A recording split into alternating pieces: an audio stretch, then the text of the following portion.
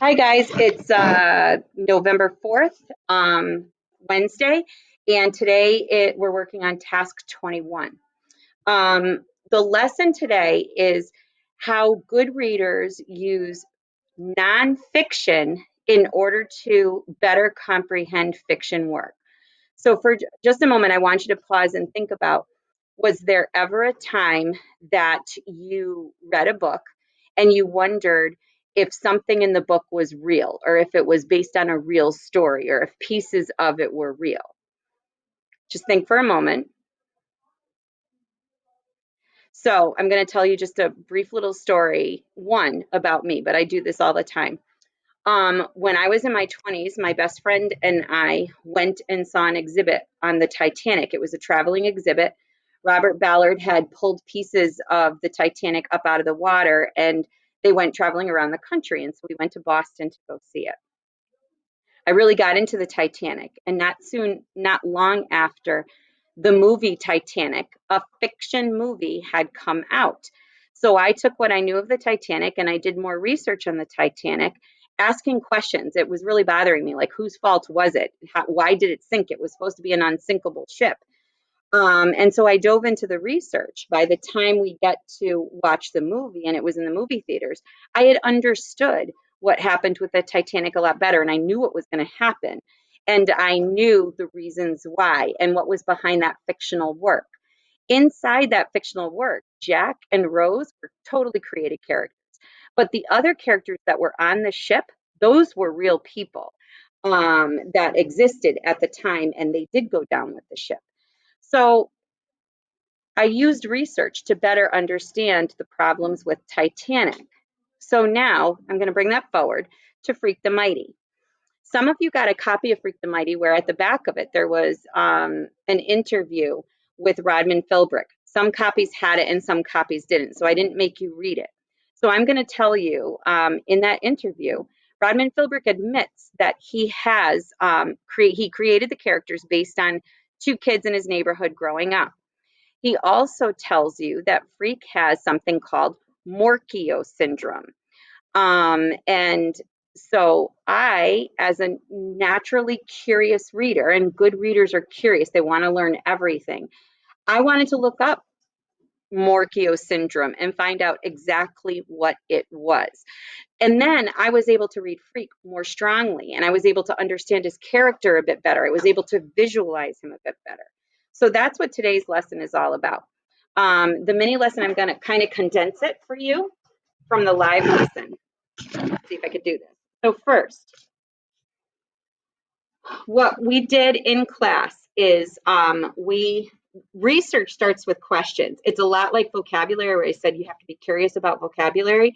You have to be curious about things in the books that you're reading. And it always starts, curiosity means you're asking questions.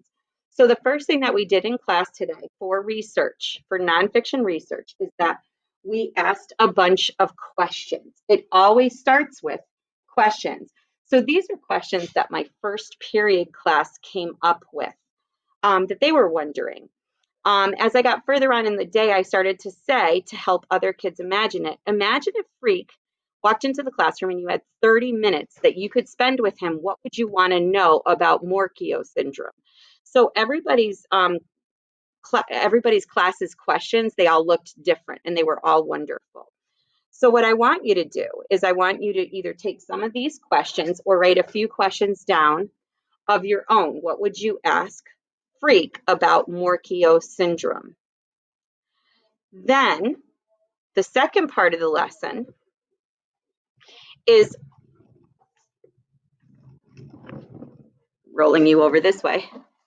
We did a lesson with note taking.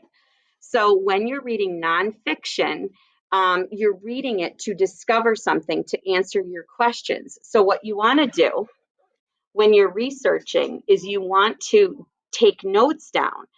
And note taking is a tough skill, especially when watching videos. I think it's a little bit easier with books or articles online. With videos, it's a little bit faster. But I want you to notice that notes are in bullet form, short, they're not even complete sentences, they're short blips or phrases.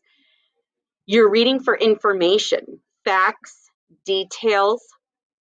You're reading for the answers to your questions. And you're looking for things very specific, names, dates, places. The other thing that I didn't put on this board, that I finally had said by the next class, was the other thing that you can take down from visual research. You could look at images and describe the images that you see. So we did that. Then we went in and we watched the very first video in this lesson. It's by Sarah Van Orden, and it's got beautiful music to it. So what we did was I played the video in class, and then we took notes. I modeled for the kids my note taking, and they took their own notes, and then we shared out what did we get out of it.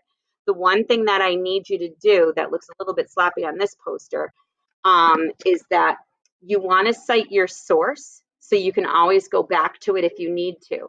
So the name of the video is about Morquio syndrome, and it's by Sarah Van Orden, and it was done July 2014. And I thought I put that it was on YouTube. You should write down that it's on YouTube so you have where that source is. That's going to become important later on in our school year, and I'm going to teach you how to really cite sources, but you need to always know where your information came from. So your task today is going to be to watch the first video and take notes. And some of them can be the same as mine. I don't care, take them. And then you're going to watch 2 other videos that I gave you. I gave you a choice of 4. I'm finding a lot of kids are actually watching all 4 videos. You're going to take notes on those videos. And then there's a question that I want you to answer. And it's about how does doing the nonfiction research help you to understand freak better. You need to write a paragraph, 7 to 10 sentences, TTQA up front, and then support it with facts and details from the video and from the book because you read the book. And this will be graded in Power School. It will be checked as part of the journaling grade when I go through Power School and your journals for the next time around, which will be the last time before second quarter.